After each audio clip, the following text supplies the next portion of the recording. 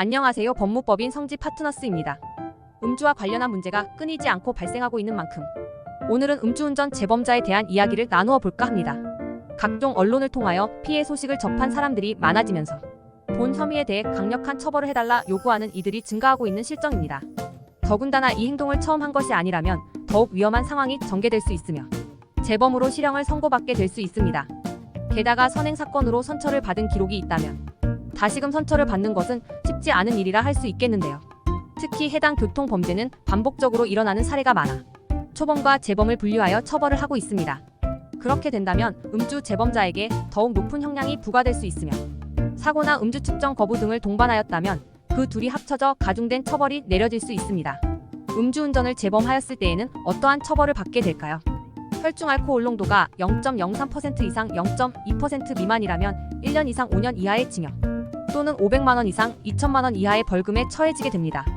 여기서 운전자의 혈중 알코올 농도가 0.2%를 증가하게 되었다면 2년 이상 6년 이하의 징역 또는 1천만 원 이상 3천만 원 이하의 벌금형이 내려질 수 있습니다.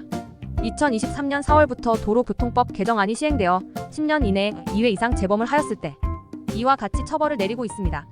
처벌의 수위가 낮지 않은 만큼 긍정적인 결론을 기대하기 위해서는 초기 대응을 제대로 할 수 있어야 합니다. 덧붙여 음주 사건은 혐의가 뚜렷한 편에 속하기 때문에 변호인 대동 여부에 따라 처벌 결과가 큰 폭으로 변동될 수 있습니다. 그러니 법률 대리인의 조언의 중요도는 더욱 높아질 수밖에 없다 할 수 있습니다. 음주운전을 재범하였으나 실형이 아닌 벌금형 선고를 받은 사건에 대해 말씀드리겠습니다. 의뢰인은 사건이 발생한 당일 술을 많이 마시고 대리운전 기사를 불렀습니다. 그러나 해당 장소에서 거주지까지 제법 거리가 멀다 보니 쉽사리 배차가 되지 않았고 결국 본인이 승용차를 운전하였습니다. 그러다 음주 검문을 하고 있던 경찰로부터 음주운전으로 적발이 되었습니다. 의뢰인은 이전에도 음주로 단속된 적이 있어 재범에 해당하였고 음주 수치도 0.23%로 높게 확인이 되어 실형을 선고받게 될 가능성이 높았습니다.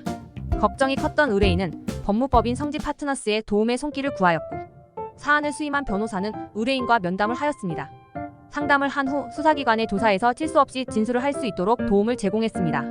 이후 변호인 의견서를 작성하여 제출하였으며 의뢰인에게 더욱 유리한 양형을 수집하였습니다. 법정에서도 의뢰인의 입장에서 변론을 하였는데요. 재판부는 음주 수치가 높은 것은 맞으나 선행 사건 외에는 다른 전과가 없는 점, 사건 당일 의뢰인이 대리기사를 이용하려고 하였으나 우발적으로 음주운전을 하게 된 점, 교통사고를 유발하지 않은 점, 주변 지인들이 선처를 탄원하는 등 사회적 유대 관계가 분명한 점, 차량을 처분하여 음주운전을 재범하지 않겠다 굳게 다짐을 한 점, 주행거리가 2km로 비교적 길지 않은 점 등을 참작하여 1천만 원의 벌금형을 선고하였습니다.